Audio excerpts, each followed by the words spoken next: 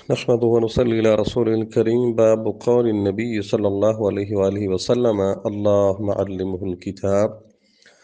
باب ہے رسول اللہ صلی اللہ علیہ وسلم کا فرمان کہ اے اللہ اسے کتاب کا علم عطا فرما۔ یہ حدیث صحیح بخاری میں 4 دفعہ آتی ہے۔ سیدنا عبداللہ بن عباس رضی اللہ تعالیٰ عنہ بیان فرماتے ہیں کہ ضمنی رسول اللہ صلی اللہ علیہ وسلم وقال اللہم علمہ الکتاب۔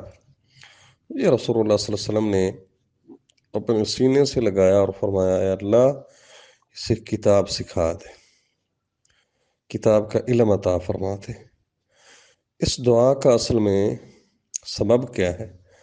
سیدنا عبداللہ بن عباس رضی اللہ تعالیٰ عنہ کی سکی خالہ رسول اللہ صلی اللہ علیہ وسلم کے نکاح میں تھی اما جان میمونہ رضی اللہ تعالیٰ عنہا۔ عبداللہ بن عباس رضی اللہ تعالیٰ عنہما ان کے گھر جاتے ہیں۔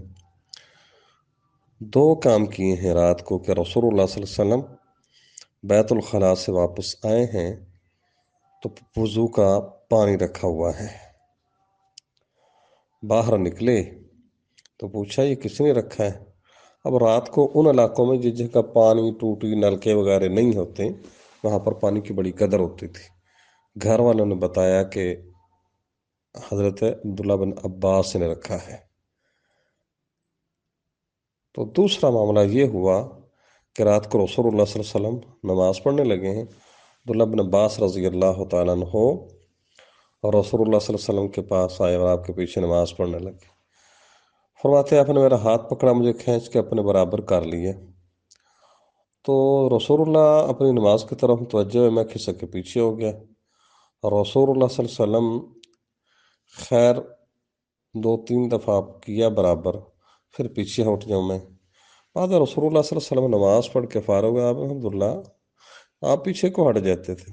کہنے لگے اللہ کے نبی آپ اللہ کے رسول ہیں، میں آپ کے برابر کھڑا ہونا مناسب نہیں سمجھ رہا۔ اب چھوٹی عمر کا بچہ یہ کام کرے نا تو حیرانگی ہوتی ہے۔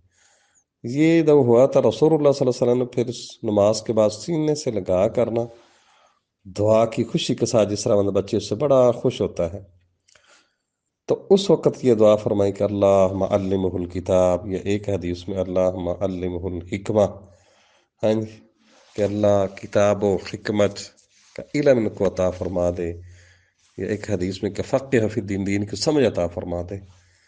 اب اس دعا کا اثر یہ ہوا کہ سیدنا عبداللہ بن عباس ترجمان القرآن، بہترین محدث اور فقیہ بن گئے، اور کم عمری کے باوجود حضرت عمر رضی اللہ تعالیٰ عنہ ان کو اپنی مجلس شورا میں رکھتے تھے، ہاں جی، ملکی معاملات کے سنبھالنے کے اندر۔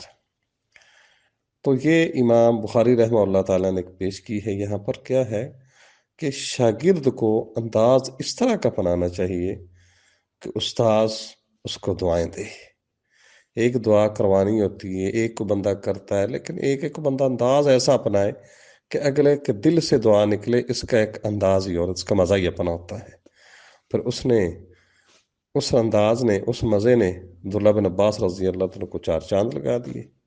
باب متی یصح السماع الصغیر، باب نمبر 18 ہے کتاب العلم کا، کہ چھوٹے بچے کا سننا کب درست ہوتا ہے۔ اصل میں یہ معاملہ اس لیے پیش آیا، امام احمد بن حنبل رحمہ اللہ تعالیٰ اور یحییٰ بن معین رحمہ اللہ تعالیٰ، یہ دونوں امام بخاری کے استاد ہیں، ان کے درمیان نا اختلاف ہو گیا کہ کتنی عمر ہو کم از کم تو انسان ہے حدیث سننے کے قابل ہوتا ہے۔ تو عبداللہ بن احمد وغیرہ نے یہ کہا کہ یحییٰ نے کہا، یحییٰ بن معین نے، کم از کم 15 سال عمر ہونی چاہیے، کیونکہ عبداللہ بن عمر 15 سال کو نہیں پہنچے تھے تو انہیں غزوہ سے واپس کر دیا تھا۔ یہ بات امام احمد رحمہ اللہ کو پہنچی، انہوں نے کہا بلکہ اس وقت جب وہ سنی ہوئی بات کو سمجھتا ہو، ٹھیک ہے، تو اس وقت اس کی بات کو معتبر سمجھا جائے گا، عمر کا کوئی مسئلہ نہیں اس میں۔ پھر امام بخاری رحمہ اللہ تعالیٰ نے اس کے لیے 2 حدیثیں پیش کی ہیں۔ حدیث نمبر 76 ہے، امام بخاری رحمہ کے استاد ہیں اسماعیل بن ابی اویس، جن کا تعلق مدینہ کے ساتھ ہے، اور یہ حدیث صحیح بخاری میں 5 دفعہ آئی ہے۔ عبداللہ بن عباس رضی اللہ تعالیٰ عنہ بیان فرماتے ہیں، اقبلت راکبا علی حمار اتان، میں گدی پر سوار ہو کر آیا، وَأَنَا يَوْمَئِذٍ قَدْ نَهَزْتُ الْإِحْتِلَامَ، اور میں ان دنوں بلوغت کے قریب تھا، یعنی بالغ نہیں ہوا تھا۔ ورسول اللہ صلی اللہ علیہ وسلم، اور رسول اللہ صلی اللہ علیہ وسلم یصلی بمنن الی غیر جدار، منا میں کوئی دیوار سامنے ہوئے کیے بغیر نماز پڑھ رہے تھے۔ فمررت بین یدی بعض الصف، تو میں صف کے کچھ حصے کے آگے سے گزرا، وارسلت الاتانا، اور میں نے گدی کو چھوڑ دیا، وہ چرنے لگ گئی۔ فدخلت فی الصف، میں صف میں داخل ہو گیا، فلم ینکر ذلک علی، مجھ پر کوئی اعتراض نہیں کیا گیا۔ اب اس حدیث کو امام بخاری رحمہ اللہ تعالیٰ نے دوسری جگہ اس عنوان سے پیش کیا ہے، امام جو ہوتا ہے نا وہ پچھلے لوگوں کے لیے سترا ہوتا ہے، تو اس لیے عبداللہ بن عباس رضی اللہ تعالیٰ بھی بالغ نہیں ہوئے تھے، تو ان کی بات کو معتبر سمجھا گیا تھا۔ امام بخاری رحمہ اللہ تعالیٰ یہ سمجھانا چاہتے ہیں امام بھی کہ جب بچہ صحیح بات کو سنتا سمجھتا ہو، عمر کا تعین نہیں ہے، اس وقت وہ حدیث اس سے لے بھی لینی چاہیے، اس کو بتا بھی دینی چاہیے۔ دوسری حدیث ہے 77 نمبر، اس میں امام بخاری رحمہ اللہ کے استاد ہیں محمد بن یوسف، تو امام محمود بن ربیع رضی اللہ تعالیٰ عنہ یہ صحابی رسول ہیں، کہتے ہیں اقلت من النبی صلی اللہ علیہ وسلم مجتا مجہا فی وجہی، میں نے نبی صلی اللہ علیہ وسلم کی وہ کلی سمجھی جو آپ نے ایک ڈول سے میرے چہرے پر پھینکی تھی، اور وہ انا بن خمس سنین من دالوین، میں اس وقت 5 سال کا تھا۔